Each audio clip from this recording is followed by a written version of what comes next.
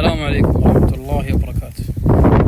أحيانا الواحد يصير عليه موقف زي كذا، ينكسر عليه بزبوز أو يخرب عليه محبس، فيضطر أن يجيب سباك عشان محبس واحد. هذه مشكلة، وحلها بسيط جدا: جلبة وماسورة وصلة وكوع سنة ومحبس، 4 أشياء. طيب الآن نغري